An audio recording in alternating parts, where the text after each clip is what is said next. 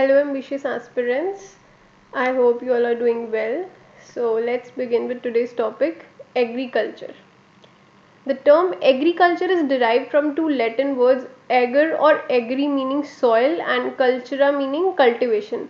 मतलब जो soil पे cultivation करते हैं उसको क्या बोलते हैं agriculture. Agriculture is a broad term encompassing all aspects of crop production, livestock farming, fisheries, forestry etcetera. मतलब एग्रीकल्चर के अंदर हम सब इंक्लूड करते हैं, क्रॉप प्रोडक्शन भी, लाइफ स्टॉक फार्मिंग भी, फिशरीज भी, फॉरेस्ट्री भी, ये सब एग्रीकल्चर के अंदर इंक्लूड होता है. What is the scope and importance of agriculture? With a 17.2% contribution to the GDP, agriculture provides livelihood support to about 2/3 of the country's population. मतलब बहुत ज़्यादा लोग जो है वो एग्रीकल्चर में इन्वॉल्व हैं. बहुत ज़्यादा लोगों की जो इंडिया में जो भी लाइवलीहुड है वो किस पे डिपेंडेंट है, एग्रीकल्चर पे डिपेंडेंट है. The sector provides employment to 56.7% of country's workforce and is the single largest private sector occupation. मतलब कितनी employment provide करता है ये, कितनी 56.7%. ठीक है. Agriculture accounts for about 14.7% of the total export earnings and provides raw material to a large number of industries. जो हमारी एक्सपोर्ट से जो अर्निंग होती है उसमें जो एग्रीकल्चर है, एग्रीकल्चर कितना कंट्रीब्यूट करता है 14.7%. और जो रॉ मटेरियल्स है बहुत सारी इंडस्ट्रीज का, वो भी कहाँ से मिलता है हमें, एग्रीकल्चर से मिलता है. The agriculture sector acts as a bulwark in maintaining food security and in the process national security as well. मतलब हमें एग्रीकल्चर से फूड सिक्योरिटी होती है क्योंकि ऑब्वियसली एग्रीकल्चर जो फूड प्रोवाइड करता है हमें, तो उससे हमें फूड सिक्योरिटी होती है. ठीक है. The allied sectors like horticulture, animal husbandry, dairy, fishes have an important role in improving the overall economic condition and health and nutrition of the rural masses. जो भी एग्रीकल्चर के जो एलाइड सेक्टर्स है, जैसे हॉर्टिकल्चर हो गया या animal husbandry हो गई, डेयरी, ये सारे एग्रीकल्चर के एलाइड सेक्टर्स हैं जो एग्रीकल्चर के से रिलेटेड है. ठीक है. जो भी एलाइड सेक्टर मतलब जो एग्रीकल्चर से रिलेटेड है, एनिमल हस्बेंड्री हो गया, डेयरी हो गया, फिशरीज हो गया, ये सब क्या प्रोवाइड करते हैं, जो इकोनॉमिक कंडीशन है, जो रूरल मासेस की इकोनॉमिक कंडीशन है उसको इम्प्रूव करते हैं और हेल्थ एंड न्यूट्रिशन भी प्रोवाइड करते हैं, जैसे डेयरी प्रोडक्ट्स है या जो फिशरीज है. ठीक है. इससे क्या है कि जो इनकी जो इनको ये एज अ कॉमर्शियल यूज़ भी कर सकते हैं इनका, क्योंकि जैसे होता है ना कि जो दूध वगैरह होता है, ठीक है, उसको सेल कर देते हैं, तो उससे क्या होता है जो इकोनॉमिक कंडीशन है रूरल मासेस की वो इम्प्रूव होती है और जो हेल्थ एंड न्यूट्रिशन है वो भी उनको प्रोवाइड होता है. ठीक है. प्रॉब्लम्स क्या है इंडियन एग्रीकल्चर में, फ्रेगमेंटेशन ऑफ लैंड होल्डिंग. मतलब कि बहुत ज़्यादा लैंड, मतलब कि बहुत कम लैंड है, बहुत जैसे बहुत ज़्यादा लोग हैं लेकिन उनके पास लैंड बहुत कम है. फ्रेगमेंटेशन ऑफ लैंड है, मतलब ऐसा नहीं कि बहुत ज़्यादा बड़ी लैंड है किसी के पास, किसी जैसे छोटी छोटी लैंड्स में डिवाइडेड है. फ्रेगमेंटेशन ऑफ लैंड होल्डिंग, अगर फ्रेगमेंटेशन होती है जैसे लैंड्स की, ठीक है, अगर बहुत कम लैंड्स है तो उस पर जो प्रोडक्शन है वो उस पर भी वो असर डालते हैं कि जो क्रॉप प्रोडक्शन है वो कम होती है, क्रॉप की यील्ड कम होती है उससे कि अगर फ्रेगमेंटेशन ऑफ लैंड होल्डिंग्स होती है तो. existence of small and marginal farmers. Although there are many people are dependent on agriculture, but there are small and marginal farmers. ठीक है.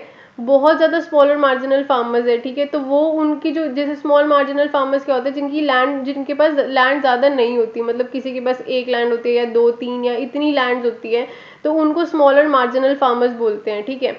तो ये बहुत ज़्यादा है. रीजनल वेरिएशन ज़्यादा है कि मतलब यहाँ पे एक रीजन में अलग एग्रीकल्चर प्रैक्टिसेस है, अलग जो दूसरे रीजन में अलग है, ऐसे रीजनल वेरिएशन है. डिपेंडेंस ऑफ सीजनल रेनफॉल पे ये डिपेंडेंट है. ठीक है. कि मतलब जो भी कहीं ऐसा होता है ना कि जैसे इरिगेशन सिस्टम अवेलेबल नहीं होता, तो अगर इरिगेशन सिस्टम अवेलेबल नहीं होएगा तो वो किस पे डिपेंडेंट होंगे, सीजनल रेनफॉल पे डिपेंड करेंगे कि जब रेनफॉल होएगी तो हमारी क्रॉप की प्रोडक्टिविटी इंक्रीज होएगी. अगर रेनफॉल ना हुई तो क्या होएगा, उनकी क्रॉप की यील्ड कम हो जाएगी.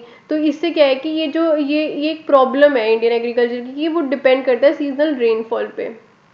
लो productivity of land. Low productivity of land क्यों होती है, क्योंकि ऑब्वियसली कि अगर फ्रेगमेंटेशन ऑफ लैंड होल्डिंग्स है तो, और अगर सीजनल रेनफॉल है तो इससे क्या होगा, लो प्रोडक्टिविटी ऑफ लैंड होगी. Increasing of disguised unemployment. Disguised unemployment क्या होता है कि when there are more number of people involve in the agriculture then there are required.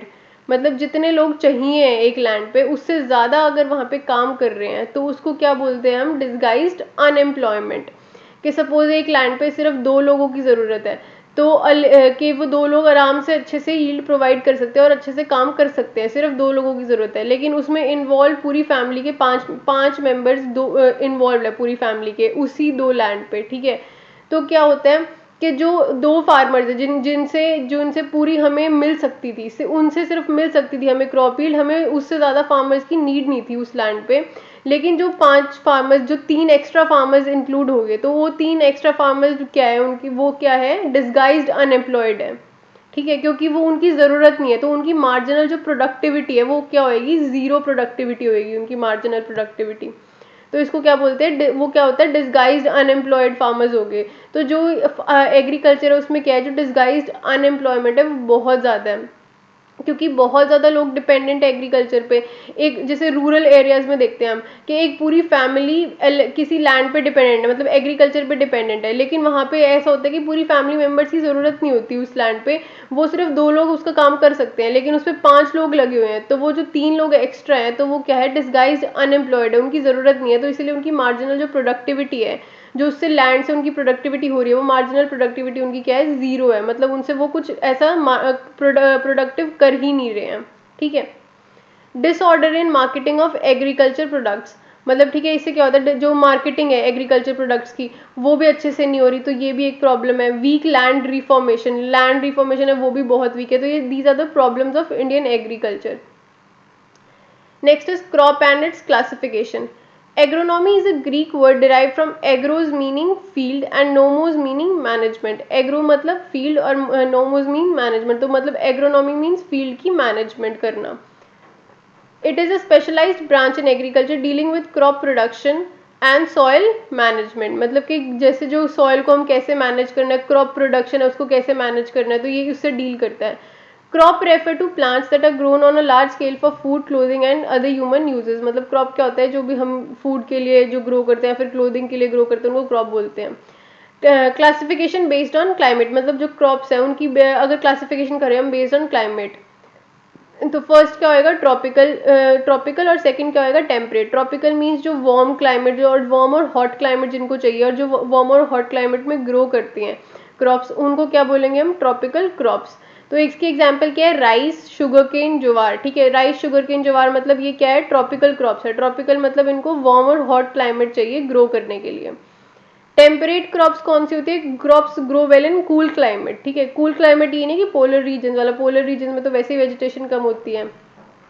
Temperate मतलब जैसे कूल क्लाइमेट जो हो गया, जो ट्रॉपिकल से थोड़ा सा ऊपर, तो जहाँ थोड़ा कूल क्लाइमेट होता है वहाँ पे जो क्रॉप्स ग्रो करती है, तो जिनको कूल क्लाइमेट चाहिए होता है वो कौन सी होती है, एग्जाम्पल वीट, ओट्स, ग्राम, पोटैटो एक्सेट्रा, ये सारी क्या है, टेम्परेट क्रॉप्स हैं। Classification based on growing season, कि हम मतलब किस सीजन में हम किस क्रॉप को ग्रो कर रहे हैं, तो उसके बेसिस पे क्या क्लासिफिकेशन है।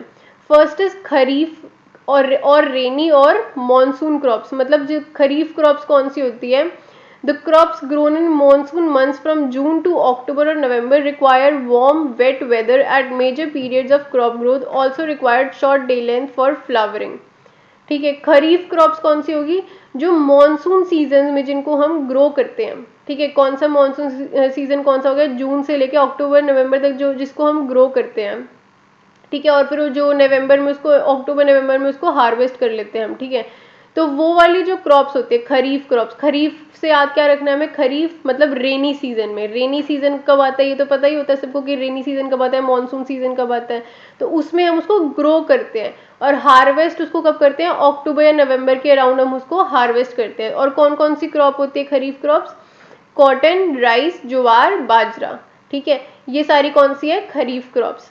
Next is rabi crops, rabi मतलब विंटर कोल्ड सीजन क्रॉप्स, मतलब कि इनको विंटर सीजन में इनको हम ग्रो करते हैं। The crops grown in winter season from October to March month, ठीक है। जो अक्टूबर से मार्च तक हम जिनको ग्रो करते हैं और फिर जैसे मार्च अप्रैल तक हम उनको हार्वेस्ट कर लेते हैं उन क्रॉप्स को, तो वो क्रॉप्स कौन सी होती है, rabi crops. They grow well in cold and dry weather, cold और ड्राई वेदर चाहिए होती है इनको, और require longer day length for flowering, longer day length चाहिए होता है इनको, ठीक है। एग्जाम्पल क्या है इसके, वीट, ग्राम, सनफ्लावर एक्सेट्रा, ठीक है। तो ये अब हमें पता चला कि वीट कौन सी क्रॉप है, रबी क्रॉप, और जो राइस कौन सी क्रॉप है, खरीफ क्रॉप, कॉटन कौन सी है, खरीफ क्रॉप। ये सारी ऐसे याद रखना है, रबी मतलब विंटर, खरीफ मतलब रेनी, ठीक है। नेक्स्ट इज समर और जेड क्रॉप। समर मतलब crops grown in summer month, मतलब जैसे हमने जो खरीफ क्रॉप देखी, खरीफ मतलब जो जून से अक्टूबर तक जो हम ग्रो करते हैं, या फिर जो नवंबर में उसको हार्वेस्ट कर लेते हैं, या जो अक्टूबर में हार्वेस्ट कर लेते हैं। रबी कौन सी होगी, मतलब जो हम विंटर सीजन में ग्रो करते हैं, मतलब अक्टूबर टू मार्च के मंथ में ग्रो करते हैं। तो लेकिन समर कौन सी होगी, जो मार्च टू जून जो टाइम होता है उसमें जो हम क्रॉप्स को ग्रो करते हैं, तो उसको समर क्रॉप्स बोलते हैं। They require warm and dry weather. Warm weather तो होगा क्योंकि समर होगी, लेकिन उनको ड्राई वेदर चाहिए। मतलब जो खरीफ क्रॉप थी उसमें वार्म एंड वेट वेदर होती है, और जो समर क्रॉप्स होगी उसमें वार्म एंड ड्राई वेदर। ठीक है, तो इसके एग्जाम्पल्स कौन कौन से हैं, groundnuts, watermelon, pumpkins, gourds. ठीक है, ये सारे कौन से समर क्रॉप्स हैं। ठीक है, next is tillage. Tillage is the mechanical manipulation of soil with tools and implements for obtaining conditions ideal for seed germination, seedling establishment and growth of crops. Tillage क्या होती है, बेसिकली जो हम soil को जैसे डिग करते हैं, या ठीक है उसको ओवरटर्न करते हैं। ठीक है, जो सॉइल होती है, जो हम क्रॉप की प्रोडक्टिविटी को इंक्रीज करने के लिए हम जैसे सॉइल को डिग कर लिया हमने, या उसको ओवरटर्न कर दिया सॉइल को। ठीक है, तो उसको हम क्या बोलेंगे, टिलेज। जैसे हेरोइंग होती है, ठीक है, तो वो सारी क्या है, टिलेज बोलते हैं हम उसको। ठीक है, जो हम सॉइल को जो क्रॉप प्रोडक्टिविटी इंक्रीज करने के लिए, जो ग्रोथ ऑफ क्रॉप्स को इंक्रीज करने के लिए, या फिर जो हम उसको सॉइल को ऐसे बनाते हैं, ठीक है, ऐसे मेंटेन करते हैं। ठीक है, सीड जर्मिनेशन के लिए, सीडलिंग एस्टैब्लिशमेंट के लिए जब हम सॉइल को मेंटेन करते हैं तो उसको क्या बोलते हैं, टिलेज। और टिलेज कैसे होगी, जैसे हमने सॉइल को क्या किया, जैसे डिग कर दिया थोड़ा थोड़ा, या फिर ओवरटर्न कर दिया, मतलब सॉइल को कि नीचे से निकाला और फिर थोड़ा सा घुमा दिया। ठीक है, या टिलेज हेरोइंग कर दी वहाँ पे जो सॉइल है, वहाँ पे जो क्रॉप जहाँ पे ग्रो करनी है। तो ये सब क्या है, tillage. Types of tillage. Tillage operation में be grouped into on season tillage and off season tillage. एक होता है ऑन सीजन टिलेज और दूसरा होता है off season tillage. On season tillage क्या होता है, tillage operation that are done for raising crops in the same season or at the onset of crop season are known as on season tillage। मतलब on season tillage कौन से होते हैं, जो कि हम उसी सीजन में जिसको हम टिल करते हैं या टिल्ट करते हैं। ठीक है, तो जिस लैंड को हम ऐसे करें टिलेज जिस पे करते हैं, वो उसी सीजन में करते हैं जिस सीजन में हमें वो क्रॉप्स ग्रो करनी है। मतलब इस सीजन में जैसे हमें अक्टूबर में या जैसे जून में अगर हमें क्रॉप्स ग्रो करनी है, तो हमें उस जून वाले सीजन में ही, हमने जून वाले मंथ में ही हमने टिलेज कर दी उस लैंड पे। ठीक है, तो उसको क्या बोलेंगे, ऑन सीजन टिलेज। मतलब जिस सीजन में हमें क्रॉप को ग्रो कर रहे हैं, या फिर जैसे क्रॉप्स का सीजन आने वाला है, तो उसी टाइम हमने उसको उसमें टिलेज कर दी। ठीक है, तो उसको क्या बोलेंगे, on season tillage. Of season tillage क्या होएगा, जो कि मतलब जो सीजन उसका है नहीं, लेकिन उसके आसपास, उसके बाद में या फिर उससे बहुत पहले हम वहां पे टिलेज कर रहे हैं, तो उसको क्या बोलेंगे हम, of season tillage. Tillage operations done for conditioning the soil suitably for the forthcoming main season crop are called off season tillage। मतलब कि जैसे जो आने वाला सीजन है, मतलब जैसे जब सपोज कि जैसे जून का सीजन है, हम जून में क्रॉप ग्रो करने वाले हैं, तो हम उससे 2 महीने पहले, 1-2 महीने पहले अगर हमने वहां पे टिलेज कर दी, तो वो क्या होगी, ऑफ सीजन टिलेज। ठीक है, या फिर जो हार्वेस्ट है, हार्वेस्ट के बाद हमने वहाँ पे टिलेज कर दी। जैसे हमने नवंबर में हार्वेस्ट किया, जैसे अक्टूबर में जैसे हमने राइस हार्वेस्ट कर लिए, तो क्या होगा, तो वहाँ पे हार्वेस्ट हो गया, उसके बाद हमने वहाँ पे टिलेज कर दी, तो वो क्या होगी, पोस्ट हार्वेस्ट टिलेज। मतलब पोस्ट हार्वेस्ट, हार्वेस्ट करने के बाद वहाँ पे हमने टिलेज कर दी, और ये किसके अंदर इंक्लूडेड है, ऑफ सीजन टिलेज। तो इसमें क्या क्या इंक्लूडेड है, पोस्ट हार्वेस्ट टिलेज होगी, समर टिलेज होगी, विंटर टिलेज होगी, फेलो टिलेज होगी। मतलब समर टाइम में कर दी हमने, विंटर टाइम में कर दी, और ये कर किस लिए है, हम आगे वाली आने वाली क्रॉप्स के लिए कर रहे हैं। ठीक है, एडवांटेजेस क्या है इसके, ग्रेटर वॉल्यूम ऑफ सॉइल में भी obtain for cultivation of crops. Greater volume of soil कैसे मिलेगा हमें टिलेज से, कि हम जैसे टिलेज, जो हम सॉइल को नीचे से जैसे डिग कर रहे हैं, जैसे डिगिंग हो रही है ना, जैसे सॉइल की अगर हम टिलेज कर रहे हैं वहाँ पे किसी सॉइल पे या किसी लैंड पे, तो वहाँ पे जो सॉइल की कॉम्पैक्टनेस थी, ठीक है, वो चली गई, तो सॉइल क्या होगी, लूज होगी, तो जो उसकी वॉल्यूम है सॉइल की वो इंक्रीज हो जाएगी। ठीक है, एक्सेस वाटर में percolate downward to recharge the permanent water table. मतलब जो वाटर टेबल है नीचे, वहां पे जो वाटर है वो अच्छे से जा रहा है, और जो वाटर टेबल रिचार्ज हो रही है, क्यों जा रहा है, क्योंकि हमने जो सॉइल है उसको हमने टिल्ट कर दिया, या फिर जो उसको ओवरटर्न कर दिया, या उसको डिग कर दिया, तो वो क्या हो गया कि वो जो सॉइल है वो कॉम्पैक्ट थी पहले, लेकिन अब क्या हो गया, सॉइल लूज होगी। सॉइल लूज होने के बाद क्या होता है कि वहां पे जो पानी है वो अच्छे से अपने अंदर एब्जॉर्ब कर पाएगी, वो जो सॉइल है तो वो एब्जॉर्ब कर पाएगी, तो वो नीचे नीचे नीचे ले जाते जाएगी पानी को, तो जो नीचे जो वाटर टेबल है वो भी इससे वाटर टेबल रिचार्ज हो जाएगी। तो ये एक एडवांटेज है टिलेज की। Reduce run of and soil erosion, मतलब ऑब्वियसली कि जो सॉइल लूज होगी और वो वाटर को जब एब्जॉर्ब कर रही है, अगर वाटर को एब्जॉर्ब कर रही है तो वो रन ऑफ वैसे ही नहीं होएगा, तो रन ऑफ रिड्यूस हो जाएगा, रन ऑफ रिड्यूस होएगा तो सॉइल इरोजन रिड्यूस हो जाएगी। ठीक है। Roots of crop plants can penetrate deeper to extract moisture from the water table, मतलब जो क्रॉप के जो रूट्स है क्रॉप प्लांट्स के वो डीपर पेनिट्रेट कर सकते हैं और मॉइस्चर ले सकते हैं फ्रॉम दी वाटर टेबल। मतलब अगर डीपर कैसे पेनिट्रेट करेंगे, अगर लूज सॉइल लूज होएगी तभी वो डीपर पेनिट्रेट करेंगे, अगर सॉइल कॉम्पैक्ट होएगी तो वो डीपर पेनिट्रेट नहीं कर पाएंगे। ठीक है। तो इससे क्या होएगा कि जो मॉइस्चर है वो ले नहीं पाएंगे अगर सॉइल कॉम्पैक्ट होगी, तो इसलिए तो टिलेज इसमें हेल्प करता है कि टिलेज जो सॉइल को लूज करता है, तो उससे क्या होता है जो रूट्स है वो अच्छे से मॉइस्चर ले पाते हैं। ठीक है। Next is zero tillage. In this, new crop is planted in the residues of the previous crop without any prior soil tillage or seed bed preparation, and it is possible when all the weeds are controlled by the use of herbicides. Zero tillage का क्या मतलब है कि जब जहाँ पे कोई tillage की ही ना जाए, मतलब हमने एक क्रॉप ग्रो की है एक लैंड पे और हम वहाँ पे कोई टिलेज नहीं कर रहे, उससे पहले भी हमने कोई टिलेज नहीं की और उसके बाद भी हम कोई टिलेज नहीं कर रहे, और हमने दूसरी जो क्रॉप है उसको वहाँ पे ऐसे ग्रो कर दिया, लेकिन जो लैंड होती है वहां पे क्या होता है कि अनवांटेड प्लांट्स भी होते हैं, कुछ अनडिजायरेबल या अनवांटेड प्लांट्स होते हैं, उनको क्या बोलते हैं हम, वीड्स बोलते हैं। तो जो वीड्स है वो हार्मफुल होते हैं एग्रीकल्चर के, ये जो क्रॉप प्रोडक्शन होता है, क्रॉप जो ईल्ड होती है उसके लिए हार्मफुल होते हैं। तो उससे क्या होता है कि जैसे जो अगर हम टिलेज नहीं करेंगे, टिलेज से क्या होता है कि जो वीड्स है वो भी रिमूव हो जाते हैं, तो उससे वो एक बेनिफिशियल है कि भाई टिलेज का ये बेनिफिट है कि जो वीड्स है वो रिमूव हो जाते हैं। लेकिन अगर हम टिलेज नहीं कर रहे तो हम उस वीड्स को कैसे जो है वो उस हटाएंगे, by the use of herbicides. Herbicides का यूज करके हम उसको टिलेज को जो वहाँ पे वो जो वीड्स है उसको हटाएंगे। ठीक है। तो वीड्स हट गई तो उसके बाद क्या है कि हम जो नए क्रॉप्स है उसको वहाँ पे उस लैंड पे ग्रो कर देंगे। अब एडवांटेजेस क्या है जीरो टिलेज की। Zero tilled land are homogeneous in structure with more number of earthworms, मतलब वहाँ पे अर्थवॉर्म ज़्यादा होंगे। ठीक है। होमोजीनियस स्ट्रक्चर होएगा उस सॉइल का। Organic matter content increases due to less mineralisation, मतलब ऑर्गेनिक कंटेंट ज़्यादा होएगा क्योंकि लेस मिनरलाइजेशन होएगी। Surface run off is reduce due to presence of mulch, mulch present होएगी वहाँ पे, तो सरफेस रन ऑफ भी कम होएगा, मतलब अगर जीरो टिलेज कर रहे हैं तो उससे मल्च कम होएगी।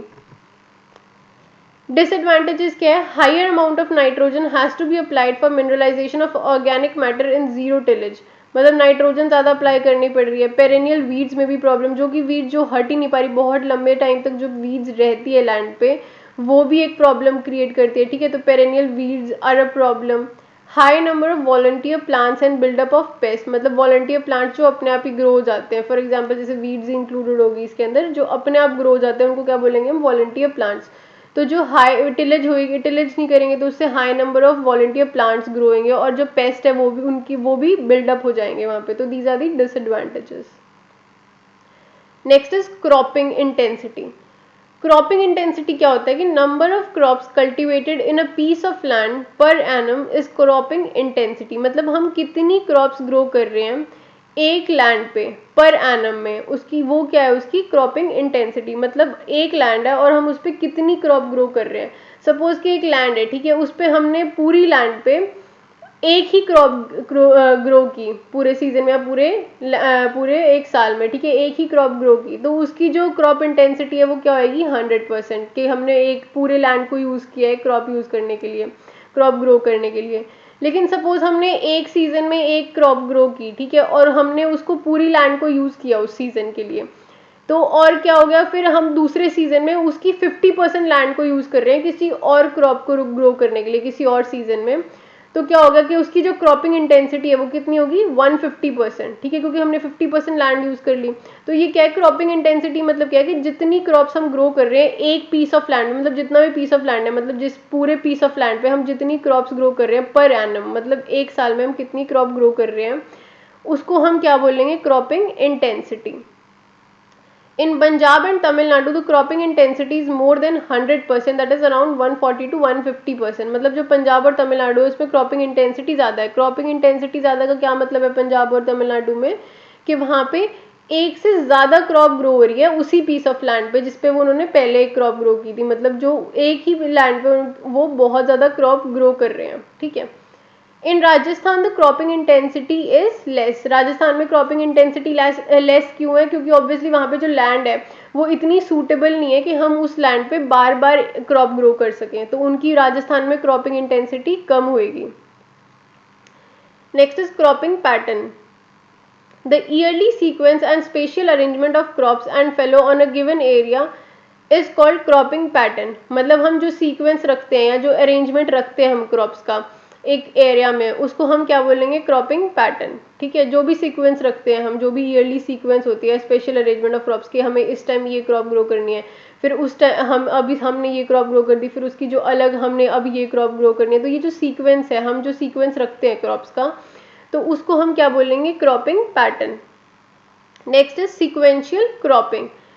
Growing of two or more crops in a sequence on the same field in a year. The succeeding crop is planted after the preceding crop has been harvested.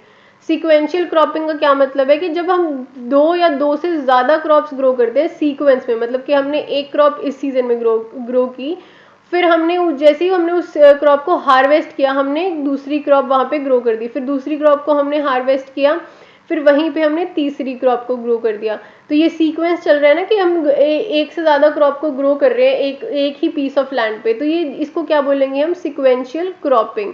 और हम जो crop जो हम ग्रो कर रहे हैं, तो वो हम कब ग्रो करेंगे? जब हम पिछले वाले जो क्रॉप है उसको हार्वेस्ट कर लेंगे. ठीक है. The crop intensification is done in time dimension. Time dimension मतलब कि जो वो होता है, क्या नाम है, जैसे हम क्रॉप ग्रो कर रहे हैं तो उससे क्या होता है, जैसे एक सीजन पे हमने ये वाली क्रॉप ग्रो की, फिर हमने टाइम देखा कि मतलब ये सीजन इस क्रॉप के लिए है, तो फिर हमने जब वो हार्वेस्ट कर ली तो फिर हम दूसरी क्रॉप ग्रो करेंगे. तो ये क्या है? It is dependent on time dimension. Example क्या है इसका? Rice cotton. ठीक है. मतलब ये सीक्वेंस चल रही है कि हम कैसे ग्रो कर रहे हैं. Rice cotton. Relay cropping, growing the succeeding crop when previous crop attained its maturity stage, or sowing of the next crop immediately before the harvest of the second standing crops. Relay cropping क्या होता है? Growing the succeeding crop. Succeeding crop मतलब जो आने वाली crop है when the previous crop attained its maturity stage. मतलब जैसे हमने जो पहले वाली जो क्रॉप ग्रो की है. रिले क्रॉपिंग क्या होती है? बेसिकली जो हमने पहले वाली क्रॉप ग्रो की है वो जब मेचोरिटी स्टेज में पहुंच गया, फिर उसको जब हम जो हार्वेस्ट करने वाले हैं मेचोरिटी स्टेज में पहुंच गए, तो हमने जो उसी टाइम जो दूसरी क्रॉप है उसको फिर हमने ग्रो कर लिया. ठीक है.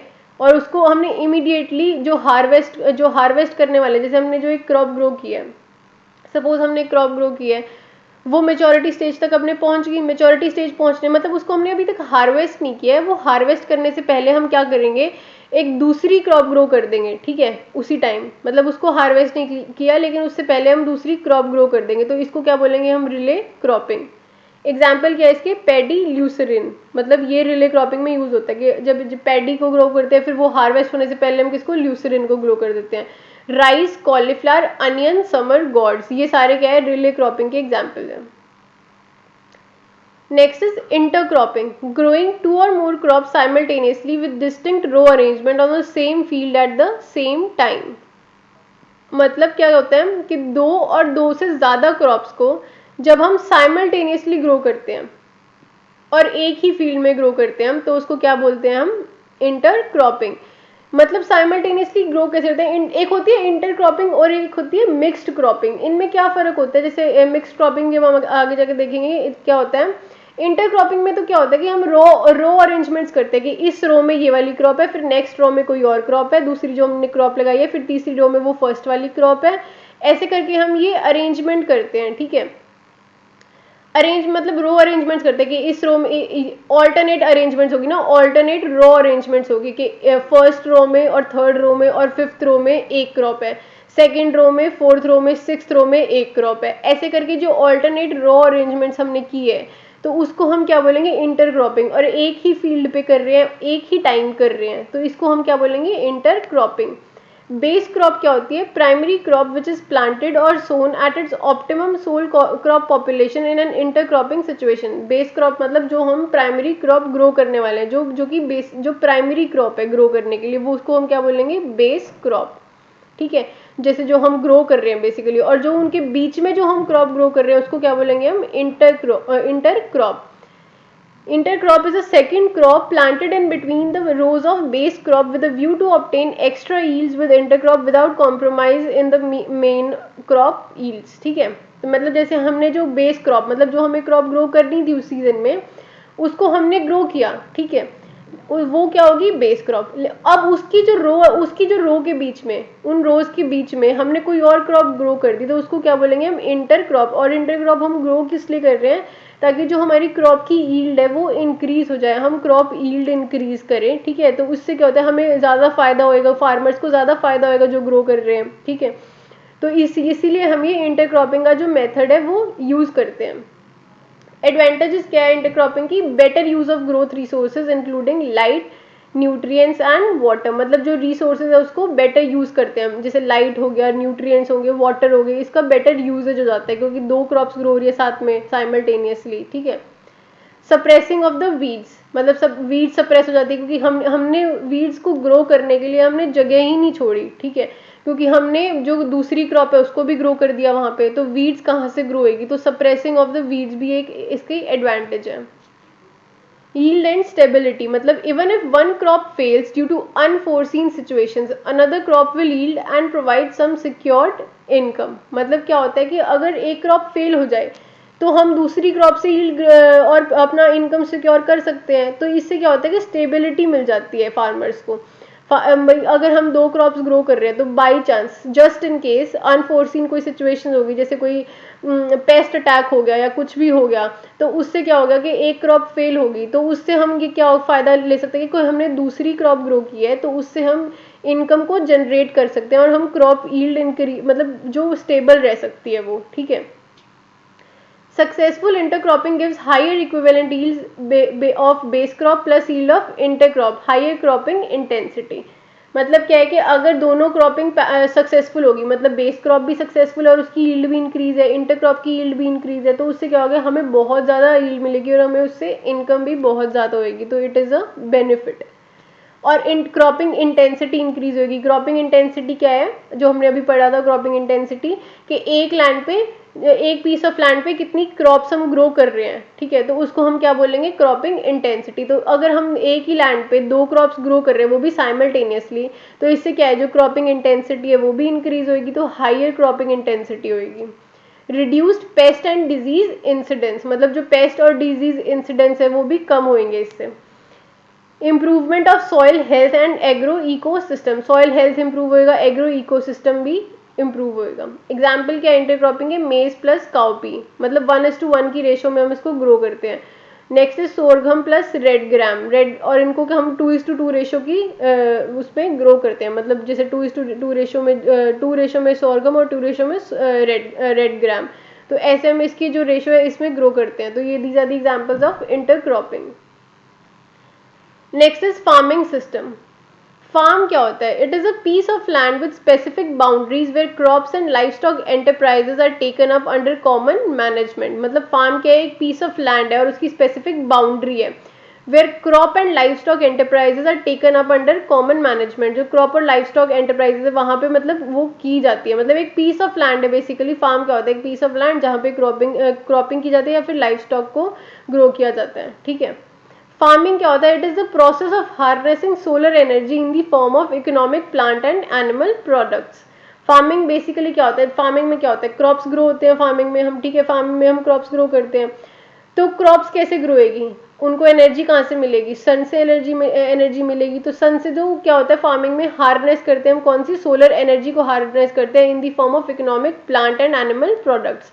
मतलब प्लांट और एनिमल प्रोडक्ट्स के फॉर्म में हम जो सोलर एनर्जी उसको हार्नेस करते हैं, तो उसको हम क्या बोलते हैं? Farming.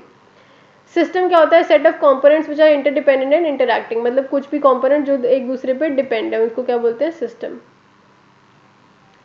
Next is wetland farming. Wetland क्या होता है? सॉइल्स फ्लडेड और इरिगेटेड थ्रू लेक, पॉन्ड और canal and land is always in submerged condition. Wetland क्या होता है? मतलब जो भी लैंड जो कि हमेशा सबमर्ज्ड कंडीशन में रहती है, मतलब जो उसमें पानी हमेशा भरा रहता है, ठीक है, वाटर लॉक्ड जो कंडीशंस हो जाती है, जैसे जहाँ पे या लेक है वहाँ पे, और या पॉन्ड है या फिर कैनाल है, ठीक है, तो उससे क्या होता है, जो जो सॉइल है वो फ्लड रहती है, ठीक है, फ्लडेड सॉइल होती है, तो उसको हम क्या बोलेंगे? Wetland farming. It is the practice of growing crops in soils flooded through natural flow of water for most part of the year. मतलब कि हम उस सॉइल पे जो क्रॉप्स है उसको ग्रो कर रहे हैं, किस सॉइल पे ग्रो कर रहे हैं? जो कि फ्लडेड रहती है नेचुरल फ्लो ऑफ वाटर से, ठीक है, for the most part of the year, तो उसको क्या बोलेंगे हम? Wetland farming.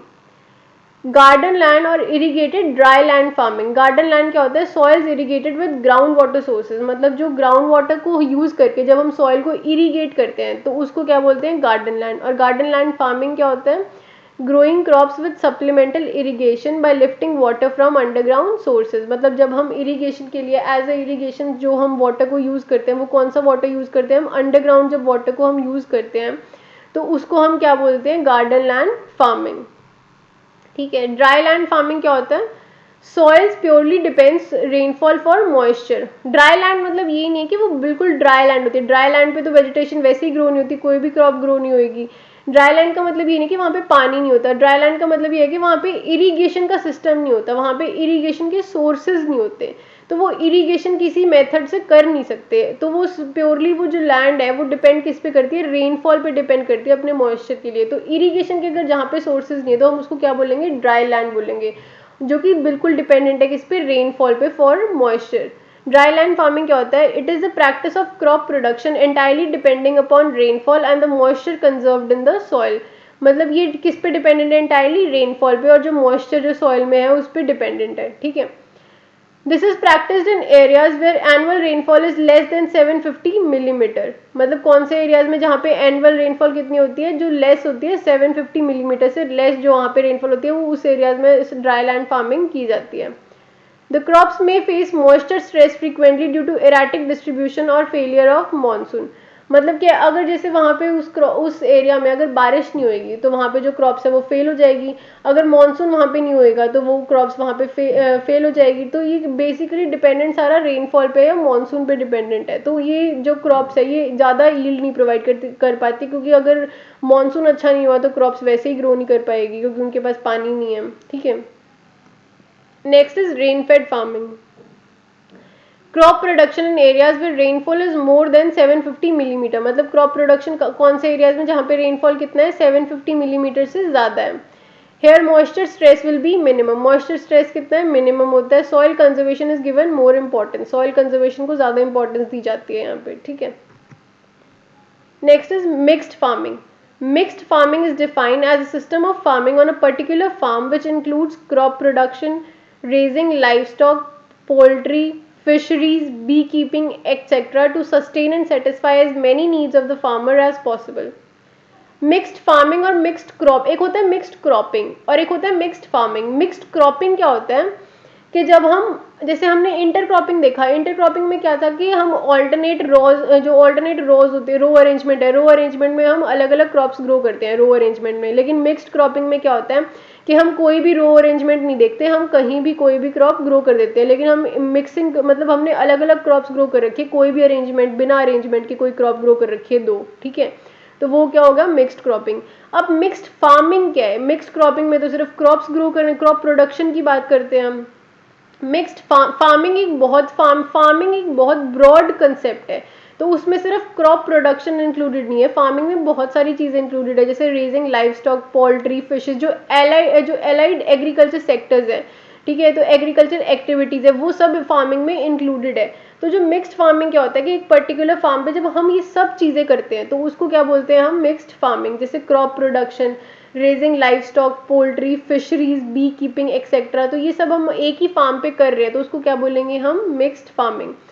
To sustain and satisfy as many needs of the farmer as possible. मतलब क्या करें, जितनी नीड्स हम सेटिस्फाई कर पाए फार्मर की उतनी नीड्स को हम सेटिस्फाई कर लेते हैं, ठीक है। Subsistence is important objective of mixed farming, जो सबसिस्टेंस है that is important objective of mixed farming. मतलब क्या होता है कि हम सबसिस्टेंस मतलब जो खुद बेसिकली जो ये सारी चीज़ें हैं वो फार्मर्स अपनी नीड के लिए यूज़ करते हैं, ठीक है, तो वो अपनी नीड सेटिस्फाई कर लेते हैं ये सब चीज़ें मतलब मिक्स्ड फार्मिंग करके। मतलब जैसे पोल्ट्री है या फिर डेयरी प्रोडक्ट्स है वो खुद यूज़ कर लेते हैं, मतलब उसको दूध वगैरह लेने की जरूरत नहीं, दही वगैरह, फिशरीज कर लेते हैं, बी कीपिंग मतलब हनी प्रोड्यूस कर लेते हैं वो, ठीक है। तो ये सब अपने नीड्स के लिए कर लेता है फार्मर, जो उसकी एज मेनी नीड्स जितनी पॉसिबल हो सकती है वो सेटिस्फाई कर लेता है। while higher profitability without altering ecological balance is important in farming system, मतलब higher profitability होनी चाहिए और जो ecological balance है उसको वो खराब नहीं होना चाहिए।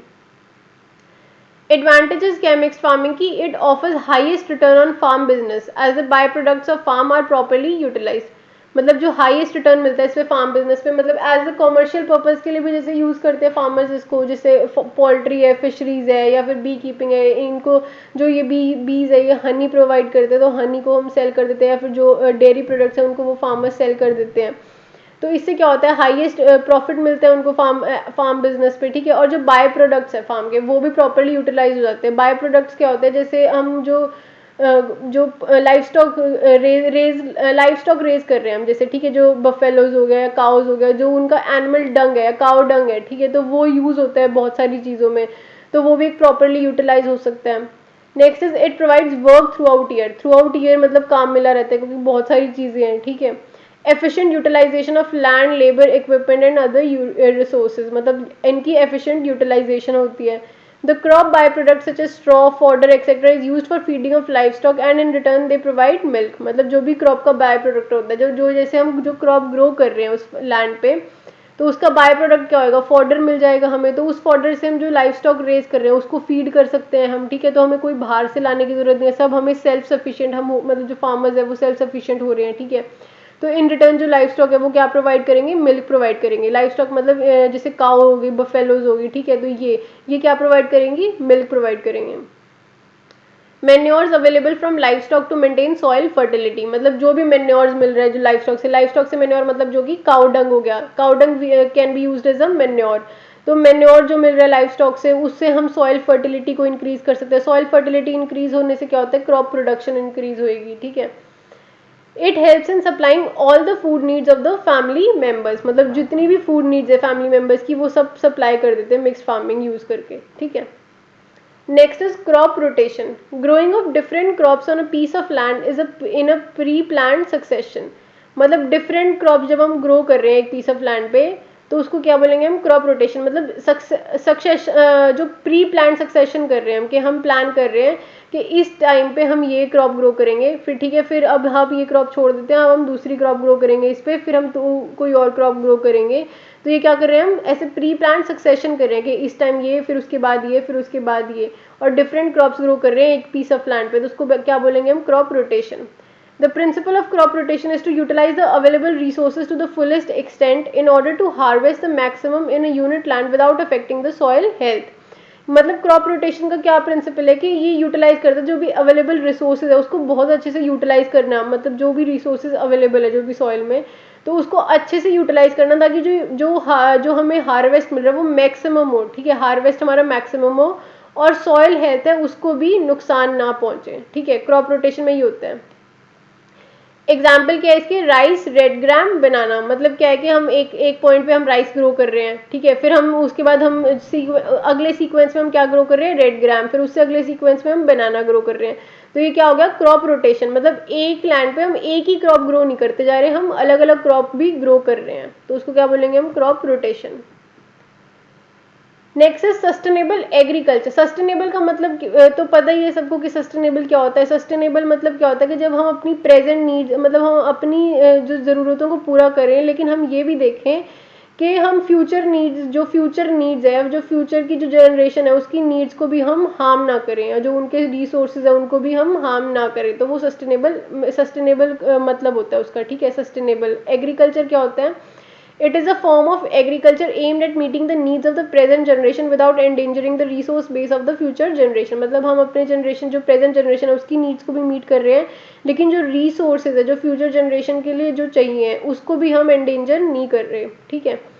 It is considered as a system of cultivation with the use of manure, crop rotation and minimal tillage and with minimum dependence on synthetic fertilizers, pesticide and antibiotics.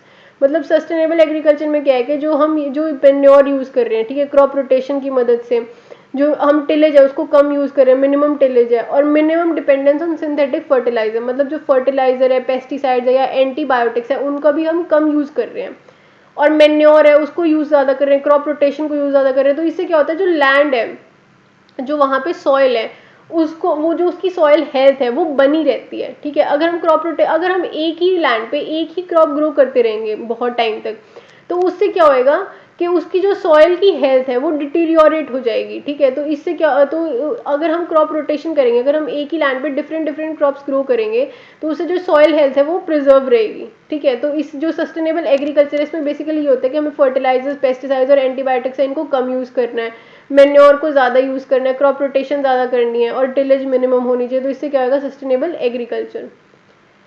It is a balanced management system of renewable resources such as including soil, wildlife, forest, crops, fish, livestock, plant, genetic resources and ecosystem without degradation, and to provide food, livelihood for current and future generation, maintaining or improving productivity and ecosystem services of these resources।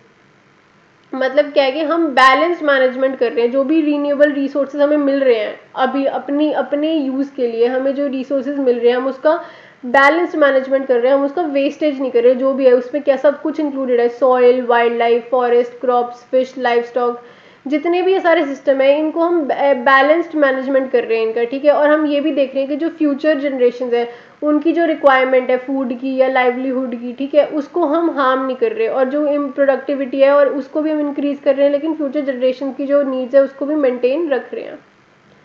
Sustainable agriculture has to prevent land degradation and soil erosion. मतलब sustainable agriculture से क्या होगा, land degradation कम होएगी और soil erosion भी कम होएगी।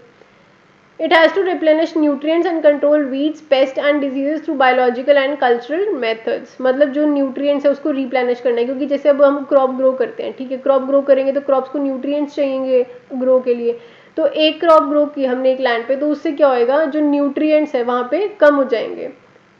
तो इससे क्या होगा कि जो हम उसको न्यूट्रिएंट्स है उसको फिर रिप्लेनिश भी करना पड़ेगा अगर उस लैंड को दोबारा यूज़ करना है। तो सस्टेनेबल एग्रीकल्चर में यही है कि हमें जो न्यूट्रिएंट्स उसको रिप्लेनिश करना है, और जो वीड्स है, ठीक है, और जो पेस्ट है, डिजीज है, उसको भी कंट्रोल करना है through biological and cultural methods. Degradation of natural resources is the main issue threatening sustainable development of agriculture.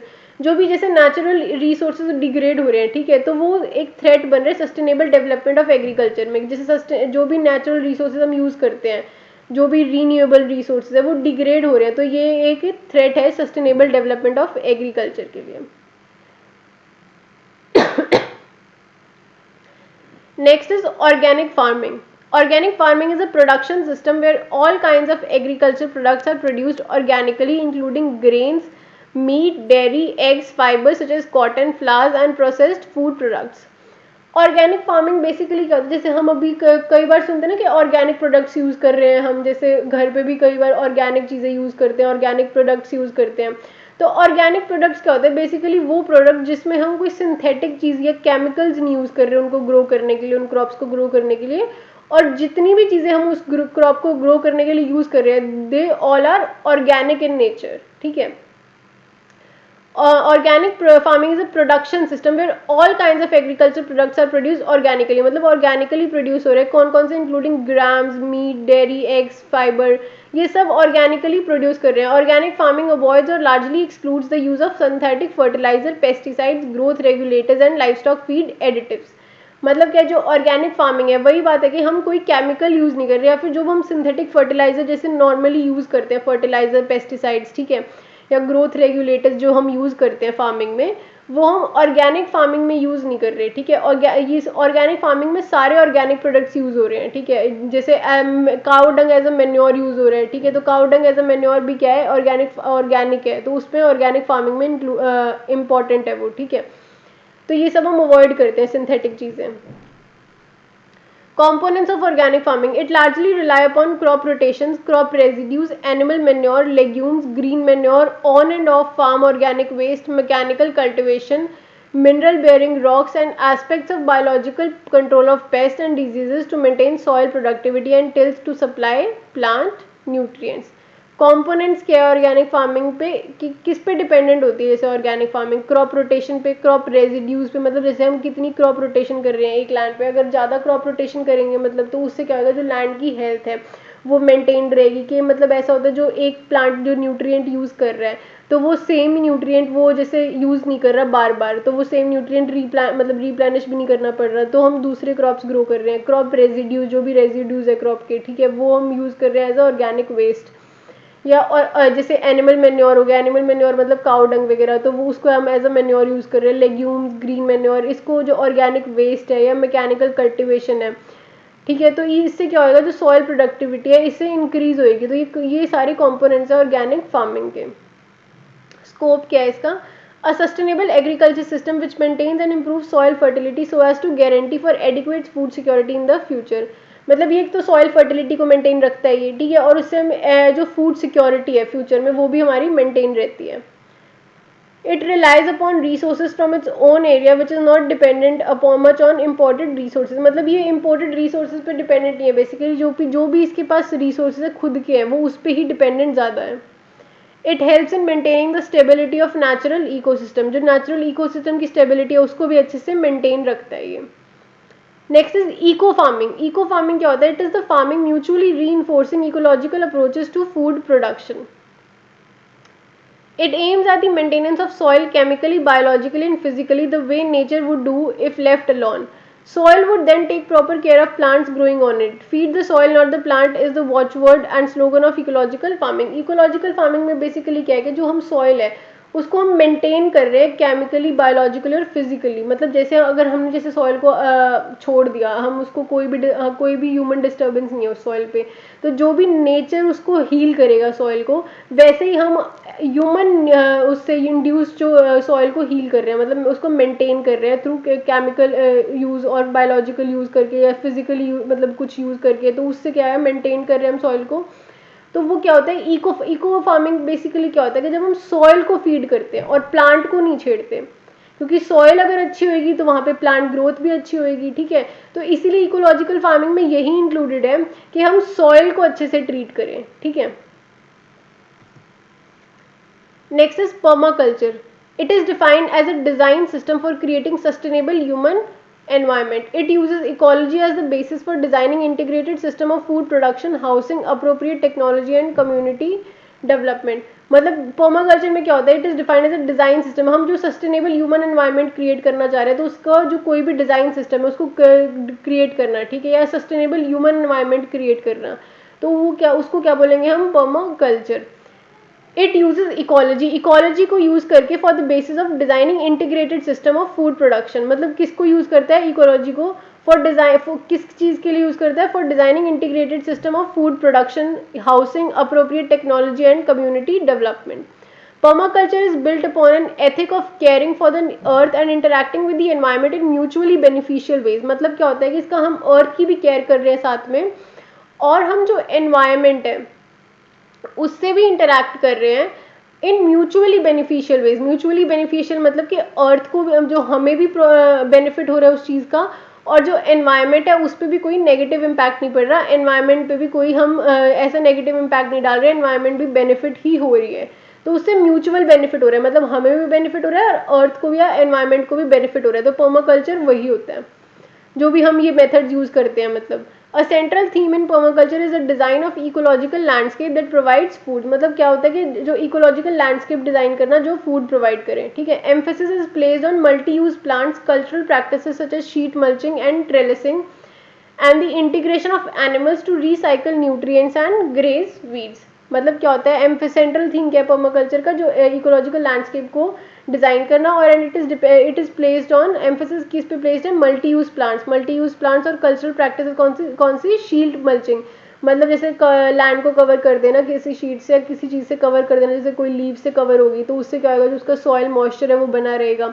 ट्रेलिसिंग मतलब कि जैसे कोई भी या जैसे भी फ्रूट्स या प्लांट जो मतलब जो सॉइल है या फिर जो अर्थ है उसके पास आ रहे हैं, लेकिन हम उसको किसी मदद से थोड़ा ऊपर अच्छे से रखें, प्लांट्स में रखें जो फ्रूट्स वगैरह या वेजिटेबल्स है, तो उसको क्या बोलेंगे हम? ट्रेलिसिंग। कैरेक्टरिस्टिक्स क्या है इसके? It is one of the most holistic integrated system analysis and design methodologies found in the world. It can be applied to create productive ecosystem from the human use standpoint और to help degraded ecosystem recover health and wildness. मतलब क्या होता है कि जो productive ecosystem को भी help करता है क्रिएट करने में, और जो डिग्रेडेड इकोसिस्टम है उसकी भी हेल्थ और वाइल्डनेस को रिकवर कर सकते हैं इसकी मदद से. It can be applied in any ecosystem no matter how degraded. किसी भी इकोसिस्टम में अप्लाई कर सकते हैं इसको, कितना भी डिग्रेडेड हो, ठीक है. It values and validates traditional knowledge and experience. Traditional knowledge और एक्सपीरियंस को वैल्यू करते हैं. Incorporate sustainable agriculture practices and land management techniques and strategies from around the world. मतलब इनकॉर्पोरेट क्या करते हैं? सस्टेनेबल एग्रीकल्चर प्रैक्टिसेस को इनकॉर्पोरेट करते हैं, ठीक है.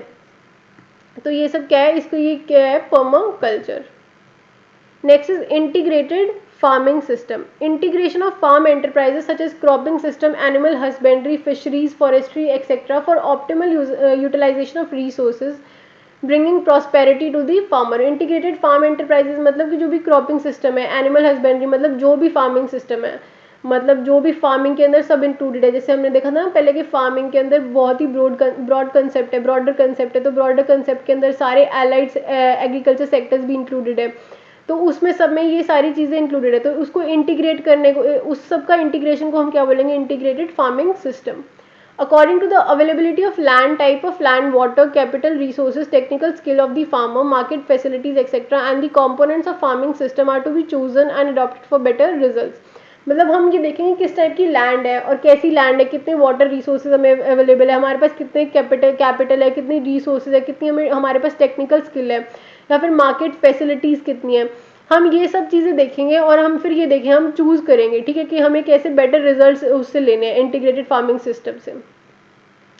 बेनिफिट्स क्या है इसके? Study income other than income from regular cropping. मतलब रेगुलर क्रॉपिंग के जो स्टडी इनकम होता है, क्योंकि हम बहुत सारी चीज़ें यूज़ कर रहे हैं, एनिमल हस्बेंड्री, फिशरीज, फॉरेस्ट्री, हम ये सब यूज़ कर रहे हैं, तो उससे क्या हमें स्टडी इनकम मिल रही है.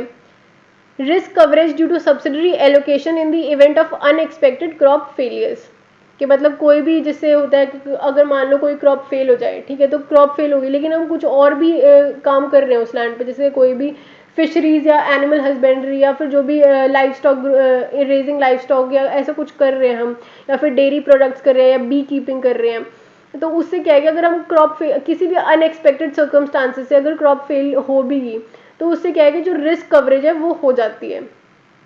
एम्प्लॉयमेंट अपॉर्चुनिटी ज़्यादा है, हाई प्रोडक्टिविटी है, augmented returns and recycling of Organics है. रीसाइक्लिंग ऑफ ऑर्गेनिक्स हो रही है इससे. Easily adopted by marginal and सब मार्जिनल फार्मर्स. मतलब जो जिनके पास लैंड्स कम है, मार्जिनल मतलब सब मार्जिनल फार्मर्स मतलब जिनके पास लैंड कम है, तो उनके लिए ये ईजिली अडॉप्ट कर सकते हैं इंटीग्रेटेड फार्मिंग सिस्टम.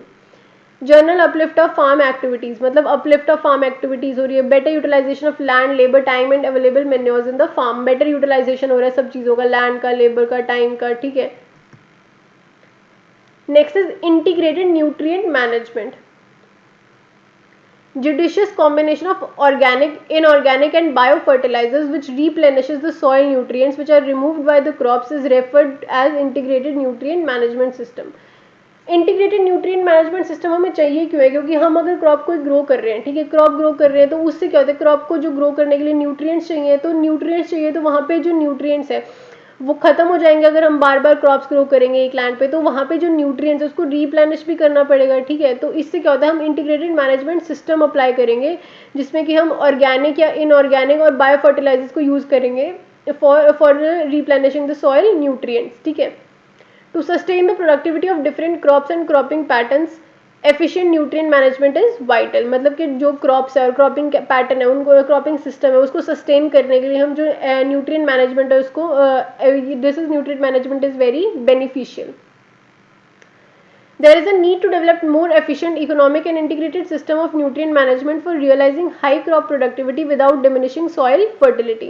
मतलब क्या है कि नीड है बहुत एफिशिएंट यूज़ करने के लिए और इकोनॉमिक और इंटीग्रेटेड सिस्टम यूज़ करने के लिए न्यूट्रिएंट मैनेजमेंट को, ताकि जो क्रॉप प्रोडक्टिविटी है वो बहुत ज़्यादा इंक्रीज़ हो. मतलब अगर न्यूट्रिएंट्स ज़्यादा होंगे तो क्रॉप प्रोडक्टिविटी इंक्रीज होगी, लेकिन हमें ये भी देखना है कि जो वहाँ पे सॉइल फर्टिलिटी है वो भी कम ना हो, सॉइल फर्टिलिटी भी डिग्री जो वो है कम ना हो, तो उसको भी हमें ध्यान रखते हुए ये सब integrated nutrient management system apply करना है। Next is weeds. वीड्स क्या होते हैं? जो अनवांटेड और अनडिजायरेबल प्लांट होते हैं that interfere with utilisation of land and water resources and thus adversely affect crop production and human welfare. मतलब जो क्रॉप्स पे या जो एक लैंड पे जो भी अनवांटेड प्लांट्स हो गए, जो अनवांटेड या अनडिजायरेबल प्लांट जो ग्रो हो गए एक लैंड पे, तो उससे क्या होएगा कि वो जो वीड्स है वो वाटर को भी यूटिलाइज करेगी, जो लैंड वाटर है, ठीक है, और वो लैंड को भी यूटिलाइज करेगी, तो जो क्रॉप वहाँ पे जो क्रॉप प्रोडक्शन है उसकी यील्ड को कम करेगी, क्योंकि जो वीड्स से क्या होगा, वीड्स पानी भी लेंगी, लैंड भी लेंगी, तो जो वहाँ पे क्रॉप प्रोडक्शन है वो एडवर्सली अफेक्ट होएगी। They are gregarious in nature compared to crop plants. Harmful effects के weeds के, weed compete with main crop for space, light, moisture and soil nutrient, thus causing reduction in yield. मतलब weeds को भी सब चाहिए, space भी चाहिए, light भी चाहिए, moisture भी चाहिए, soil nutrients भी चाहिए grow करने के लिए, सब कुछ चाहिए। तो इससे क्या होगा, जो क्रॉप की यील्ड है वो कम होएगी वहाँ पे, क्योंकि ये भी सब यूज़ कर रहे हैं और क्रॉप को भी ये सब चीज़ चाहिए, तो इससे क्या होगा कि कॉम्पिटिशन होएगा ना दोनों के बीच में। Affect quality of farm produce, livestock products such as milk and skin. मतलब जो फार्म प्रोड्यूसर्स की क्वालिटी को भी अफेक्ट करेंगे। Act as a alternate host for pest and pathogens. Alternate host act करेंगे पेस्ट और पैथोजेंस के, मतलब एज अ होस्ट एक्ट करेंगे जो पेस्ट और पैथोजेंस है। बेनिफिशियल इफेक्ट्स क्या है? Weed as a soil binders. Soil binders मतलब वो जैसे सॉइल को कॉम्पैक्ट रखेंगे। एज अ मेन्योर भी यूज हो सकते हैं, या एज अ ह्यूमन फूड भी यूज हो सकते हैं, एज अ फॉडर भी हम यूज कर सकते हैं वीड्स को। Next is soil. Soil are a thin layer on top of most of the earth's land surface. Soil क्या होता है? मतलब thin layer. Thin layer is a basic natural resource and deeply affects every other part of the ecosystem. जो भी अर्थ का land surface है उस पर जो थिन लेयर होता है, ठीक है, वो उसको हम क्या बोलेंगे? सॉइल। एंड जो सॉइल जो थिन लेयर है, इट इज़ द नेचुरल, ये नेचुरल रिसोर्स है, ठीक है, and deeply affects every other part of the ecosystem. Soils are composed of 3 main ingredients. 3 ingredients होते हैं सॉइल में। Minerals of different sizes, organic materials from the remains of dead plants and animals, and open space that can be filled with water और air. मतलब minerals होते हैं उस पर अलग अलग साइजेस के, और जो ऑर्गेनिक मटेरियल्स होते हैं, जो डेड प्लांट्स और एनिमल्स है, ठीक है, उससे जो हमें ऑर्गेनिक मटेरियल्स मिला है, वो डेड प्लांट्स और ऑर्गेनिक मटेरियल कहाँ जाएगा? सॉइल में जाएगा, तो वो सॉइल में इंक्लूडेड होता है। और सॉइल में कुछ ओपन स्पेस होती है जो कि किससे फिल कर सकते हैं? एयर और या वाटर से फिल्ड होती है, ठीक है। A good soil for growing most plants should have about 45% minerals, 5% organic matter, 25% air and 25% water. अगर हमें सॉइल पे क्रॉप ग्रो करनी है तो उस सॉइल पे क्या होना चाहिए कि 45% मिनरल्स होने चाहिए, 5% ऑर्गेनिक मैटर होना चाहिए, और 25% एयर और 25% वाटर। मतलब इतना होना चाहिए सब, तो वहाँ पे जो कोई भी क्रॉप है वो अच्छे से ग्रो हो सकती है। Soils develop in response to several factors, ठीक है। First is parent material. Parent material मतलब कि सोर्स क्या है सॉइल का, मतलब सॉइल कहाँ से बेसिकली आ रही है, उसका सोर्स क्या है। This refers to the rock and minerals from which the soil derives. मतलब किस रॉक से आ रही है, किस मिनरल से। सॉइल कैसे आती है? बेसिकली वेदरिंग ऑफ रॉक्स होती है। वेदरिंग ऑफ रॉक से क्या होता है? सॉइल बनती है। तो हम ये देखने कि पेरेंट मटेरियल क्या है इसका, कौन से रॉक से आ रही है ये soil. The natural of the parent rock, which can be either native or to the area or transported to the area by wind, water or glacier, has a direct effect on the ultimate soil profile. मतलब जो कि parent rock है जिससे soil बन रही है, उसका क्या नेचर है, उससे भी ये डिपेंड करेगा कि जो सॉइल प्रोफाइल है वो किस नेचर की है, ठीक है। या तो वो जो पेरेंट रॉक है, या तो वो वहाँ पे ऑलरेडी हो सकता है जिस एरिया पे नेटिव हो सकता है वो उस एरिया पे, या फिर वो कहीं से मतलब एज अ ट्रांसपोर्ट भी हो सकता है through by the action of wind, water और ग्लेशियर, उसकी वजह से वो ट्रांसफर हो सकता है वहाँ पे। तो उससे क्या होता है? Soil formation. तो हमें ये देखना है कि जो भी पेरेंट रॉक है उसका क्या नेचर है, उसके नेचर से हम ये देख सकते हैं कि जो सॉइल प्रोफाइल है वो कैसी होएगी। Next is climate. This is measured by precipitation and temperature. Climate कैसे मेजर कर सकते हैं हम? बाय प्रेसिपिटेशन एंड टेम्परेचर, मतलब जहाँ वहाँ पे कितना टेम्परेचर है, वहाँ पे कितनी बारिश हो रही है, तो इससे हम एक पर्टिकुलर रीजन का क्लाइमेट देख सकते हैं। It results in partial weathering of the parent material which forms the substrate for soil. मतलब क्लाइमेट की वजह से हम क्या होता है, जो partial weathering of the parent material होती है, मतलब जो भी कोई रॉक है उसकी जो वेदरिंग होगी तो उससे सॉइल फॉर्म होगी, तो क्लाइमेट भी एक फैक्टर है। Living organism, these include the nitrogen fixing bacteria, rhizobium, fungi, insects, worms, snail, etc. that help to decompose litter and recycle nutrients. मतलब क्या होता है कि जो सॉइल में जो लिविंग ऑर्गेनिजम्स हैं उससे वो क्या ऐड करते हैं, न्यूट्रिएंट्स ऐड करते हैं वो सॉइल में जो लिविंग ऑर्गेनिजम्स हैं. Next is topography. This refers to the physical characteristics of the location where the soil is form. मतलब क्या है कि जो जहाँ पे सॉइल फॉर्म हो रही है वहाँ उस एरिया का फिजिकल कैरेक्टरिस्टिक कैसा है. ठीक है, इस पे भी डिपेंडेंट होता है सॉइल, जो सॉइल की या जो सॉइल की प्रोफाइल है. Topographic factors that affect a soils profile include drainage, slope direction, elevation and wind exposure. मतलब टोपोग्राफिकल फैक्टर्स कौन से होते हैं, ड्रेनेज कैसी है वहाँ पे, स्लोप का डायरेक्शन किस तरफ है, एलिवेशन कितनी है या विंड एक्सपोजर कितना है, उस पर भी डिपेंड होगा कि सॉइल प्रोफाइल कैसी है. ठीक है. Next is soil component. Soil के कॉम्पोनेंट्स क्या है, क्ले. क्ले क्या होता है, क्लेई सॉइल कौन सी होती है जिसमें वेरी फाइन पार्टिकल्स होते हैं, मतलब बहुत ही कम साइज के जो पार्टिकल्स होते हैं, बहुत ही माइन्यूट पार्टिकल्स जिसमें होते हैं. ठीक है, माइक्रो पार्टिकल्स होते हैं. कॉम्पैक्ट इजीली, मतलब कॉम्पैक्ट होती है. Forms large dense clumps when wet, मतलब क्लम्प्स फॉर्म करती है जब वो गीली होती है. Low permeability to water, low permeability होती है वाटर की. लो परमिएबिलिटी क्यों होगी, क्योंकि कॉम्पैक्ट है. कॉम्पैक्ट होगी तो लो परमिएबिलिटी ऑब्वियसली होगी.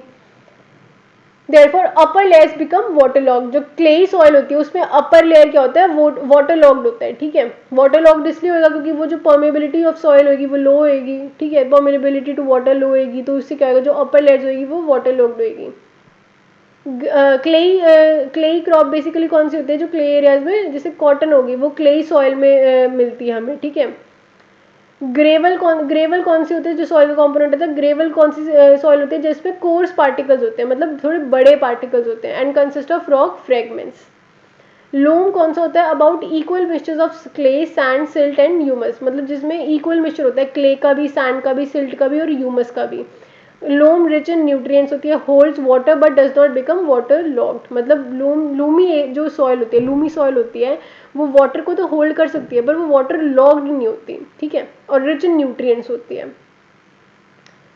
Next is sand. Sedimentary material coarser than silt. मतलब जो ये सबसे ज्यादा जिसके बड़े पार्टिकल्स होते हैं वो कौन सी होती है, sand. Water flows through too quickly for most crops. ठीक है, वाटर वहाँ पे जो वो है रुकता नहीं क्योंकि कोर्सर मटेरियल्स है. ठीक है, तो वहाँ पे जो वाटर है वो उसका फ्लो ज़्यादा होता है. Good for crops and plants requiring low amounts of water. मतलब जिनको कम वाटर चाहिए वो यहाँ पे क्रॉप्स ग्रो कर सकते हैं, जिन क्रॉप्स को कम पानी चाहिए ग्रो करने के लिए, क्योंकि जो सैंडी सॉइल होती है वहाँ पे पानी जल्दी चला जाता है, मतलब रुकता नहीं है वहाँ पे पानी, वो फ्लो कर जाता है उस क्रॉप से बहुत जल्दी. ठीक है. Next is silt. Sedimentary material consisting of very fine particles between the size of sand and clay, easily transported by water. मतलब fine particles होते हैं silt के भी, और किसकी size में होते हैं, sand सबसे ज़्यादा जिसके बहुत ज़्यादा बड़े particle होते हैं, और clay जिसके बहुत ही fine particles होते हैं. तो silt उनके बीच में आता है sand और clay के, और it can be easily transported by water. तो ये सारे soil के components हैं. ठीक है. I hope you understood the lecture well. अब हम अगले लेक्चर में देखेंगे एक्ट्स और पॉलिसीज. Thank you.